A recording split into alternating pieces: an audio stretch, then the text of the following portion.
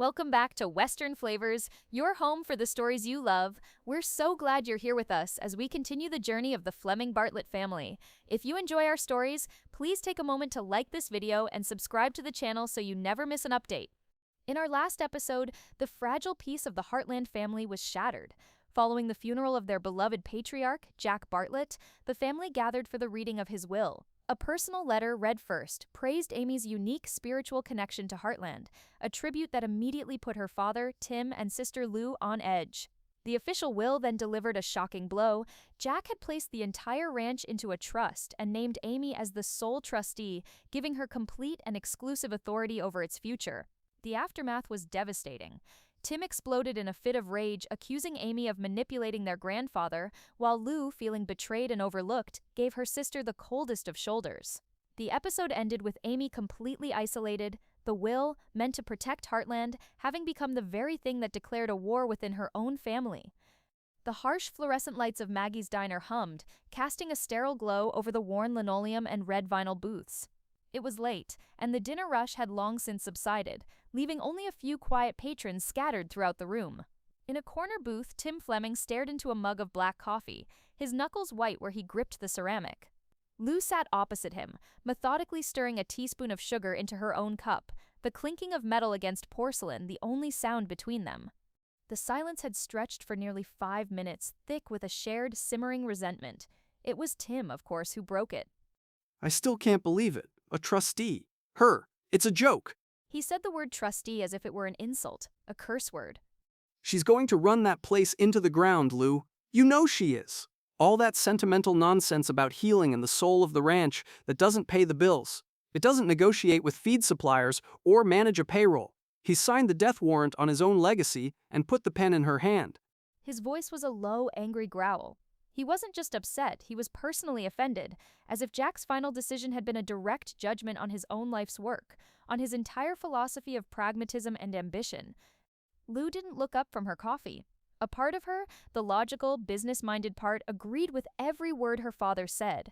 The numbers and responsibilities involved in running Heartland were immense, and Amy had never shown the slightest aptitude or interest in that side of things. But another part of her felt a deep, shameful pang of jealousy. It wasn't just about competence, it was about being chosen. Jack's letter had praised her business sense and then, in the next breath, dismissed it as secondary to Amy's intangible gift. It was a lifetime of being the responsible, organized one, only to watch the one with the magic touch be handed the kingdom. I know, Dad. It doesn't make any sense. Her voice was quiet, weary, the emotional toll of the past few days.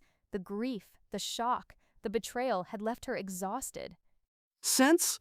Of course it doesn't make sense. He was an old man and she was always his favorite. She played the part and he fell for it. Now we all have to pay the price. Our family's security, Lindy's future, everything Jack ever built is in the hands of a glorified horse groomer. The insult was crude and unfair, but Lou let it hang in the air, her silence a tacit endorsement. She took a slow sip of her coffee, her mind churning. She had read a copy of the trust document that Mr. Thompson had left for them. She'd stayed up half the night, going over the dense legal language, trying to find a loophole, a weakness. There's more to it, Dad. It's not just that she's in charge. Tim looked at her, his rant interrupted. What do you mean? I read the trust documents. The wording is specific.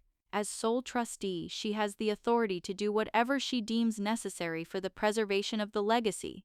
It gives her incredible power. Power to do what? Run up more debt? Power to manage all assets. She can remortgage the property, she can sell off equipment, and…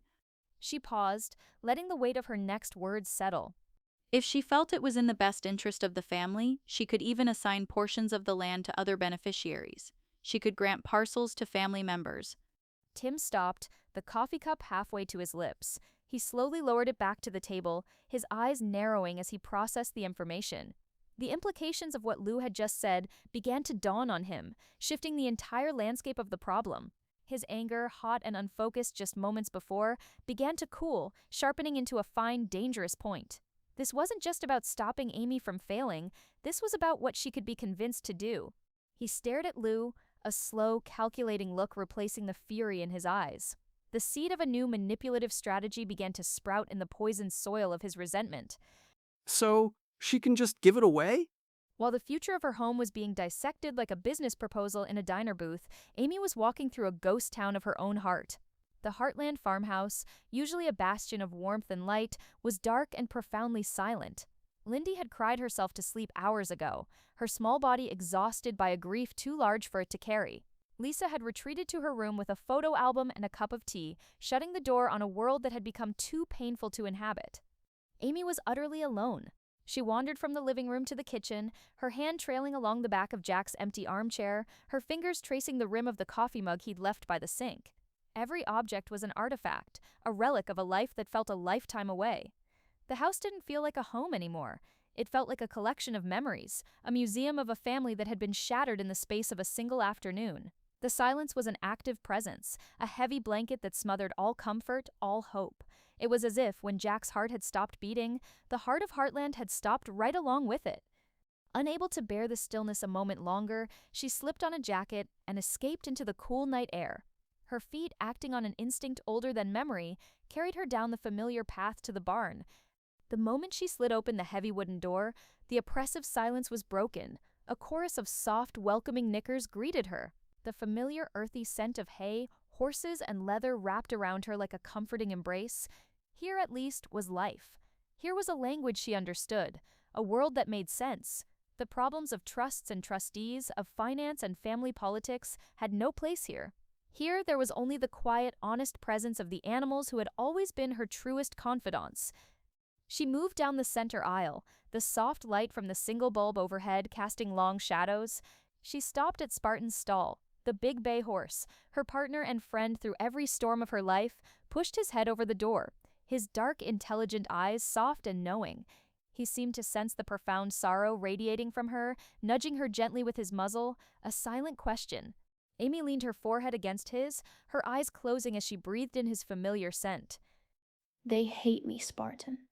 Her voice, when it came, was a raw, broken whisper, the first time she had dared to give voice to the awful truth. My own family. They look at me like I've done something terrible, like I'm some kind of monster. She pulled back and unlatched his stall, leading him out into the aisle. She retrieved a brush from the tack room, the simple repetitive motion of grooming a familiar meditation. The rhythmic scrape of the curry comb, the soft flick of the brush against his dark coat. It was an anchor in the swirling chaos of her mind. Spartan stood patiently, his stillness a gift, allowing her to pour all her grief and confusion into the simple physical task. Dad thinks I tricked him. He thinks I manipulated Grandpa. That all those years, all that love, was just a lie to get this place. The accusation, so vile and unbelievable, still had the power to take her breath away. It was a poison that Tim had injected directly into her heart, and it was spreading, tainting every memory she had of the man who had raised her. Had she been a fool? Had her special bond with her grandfather made Lou feel excluded all these years? Had her quiet nature been mistaken for something cunning and manipulative? Her father's rage, she could almost understand. It was his nature to lash out, to see the world in terms of power and control. But Lou's betrayal was a wound so deep she didn't know if it could ever be healed. The cold, dismissive look in her sister's eyes had been a verdict. Guilty. She moved to his other side, her hands working on autopilot. The brush strokes became slower, more pensive. But why, boy? Why would he do this? He knew. He had to have known what it would do to them, to us. He was supposed to be the one who held us all together, and his last act on this earth was to tear us all apart. She stopped brushing, her hand coming to rest on Spartan's broad back. She leaned her weight against him, the warmth and solidity of his body the only thing keeping her upright. She looked around the barn, at the soaring rafters hung with cobwebs and memories, at the stalls that had housed generations of broken horses she had helped to heal. This was her life's work. This was her home, her legacy, and her grandfather had just handed it to her. So why did it feel like a punishment? Why did the greatest show of faith he could have possibly given her feel like a life sentence? She pulled back, her eyes filled with a desperate, heartbroken confusion, a question aimed at the ghost she could no longer ask. This doesn't feel like a gift, Grandpa. It feels like a curse. Back in the harsh, artificial light of Maggie's diner, Tim's mind was racing. Lou's revelation had completely changed the game. His initial brutish anger was useless now. A direct assault on Amy would only make her dig her heels in, to retreat into her stubborn, sentimental view of the world. This required a different approach. It required strategy. He looked at Lou, really looked at her, and saw not just his daughter, but a partner, an ally. So the land, he said, his voice now a low, conspiratorial murmur. The north pasture that borders the preserve? Do you have any idea what a developer would pay for that? For the view of the mountains alone? We're talking millions, Lou. Millions! Amy would never sell, not in a million years. She'd see it as desecrating a sanctuary. Of course she would, Tim scoffed, waving a dismissive hand. She doesn't understand that money is what keeps the sanctuary running. That money is what will pay for Katie's university tuition. It's what will secure Fairfield's future, your future. It's what Jack should have been thinking about. He leaned forward, his voice intense. This was the core of his belief system, the hill he would die on. He genuinely believed he was the only one seeing the situation clearly. Look, we love Amy. You and I, we both love her, and we would never do anything to hurt her. But we have to be honest. She is not capable of managing this. Jack has put the entire family's financial security, everything he ever built, into the hands of a person who thinks with her heart instead of her head. That's not a virtue, Lou. It's a liability. Lou stared into her now cold coffee. His words resonated with a terrible, seductive logic. She remembered the sheer panic she felt when she saw the ranch's finances after the last cattle market downturn. She had helped Jack secure a loan, using her own assets as collateral, a fact she'd never told Amy.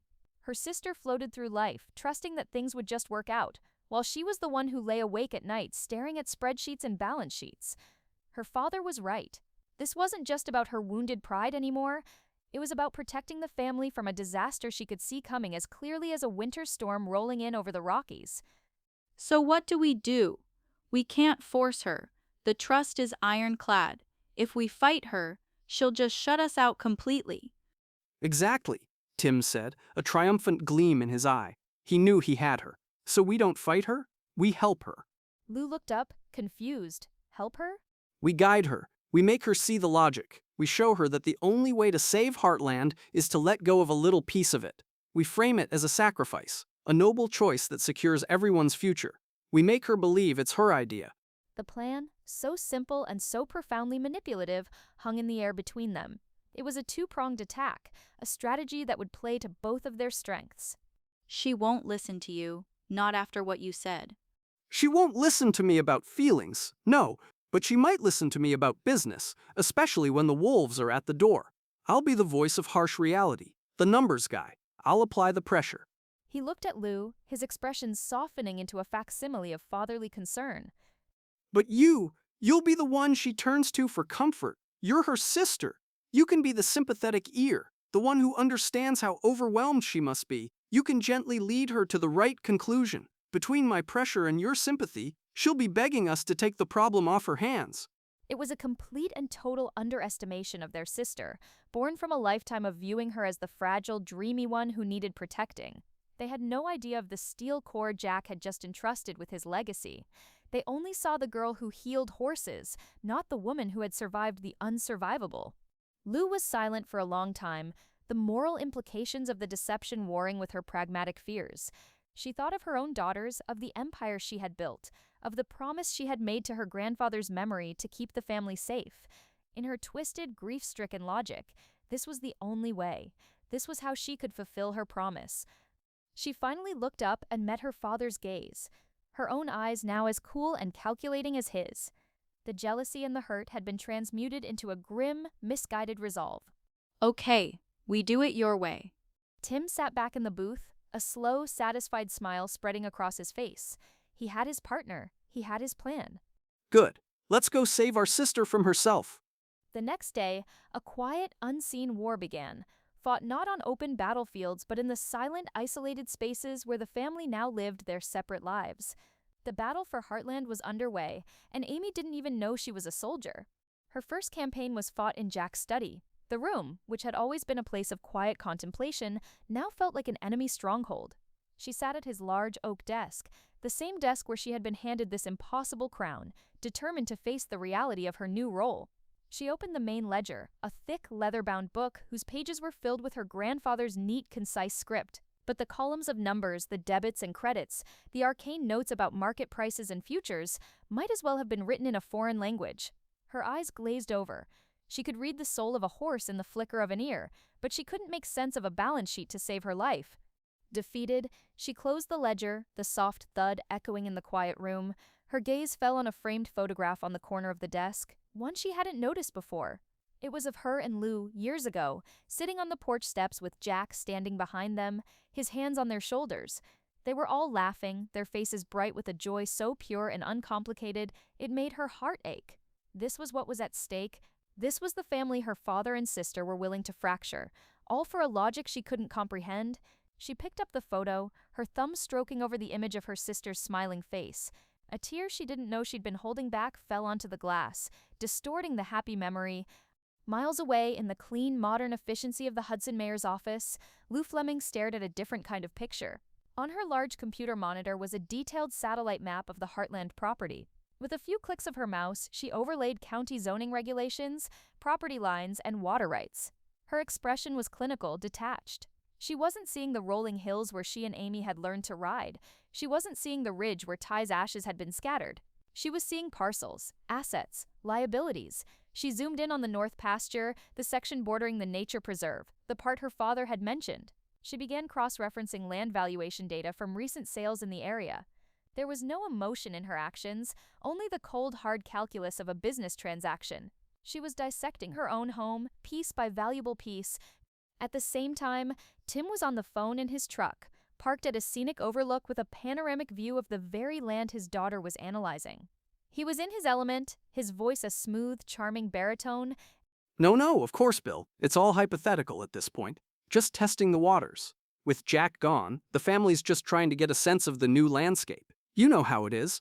But yeah, if a prime parcel of land, say a few hundred acres with a mountain view, were to come on the market out that way, what kind of interest do you think there'd be? Right, that high, huh? Well, that's certainly something to think about. I appreciate the insight. He hung up, a predatory smile on his face. He had the ammunition he needed. All that was left was to aim it. Back at Heartland, the world was blessedly small and simple. Amy had abandoned the hostile territory of the study for the familiar comfort of the paddock.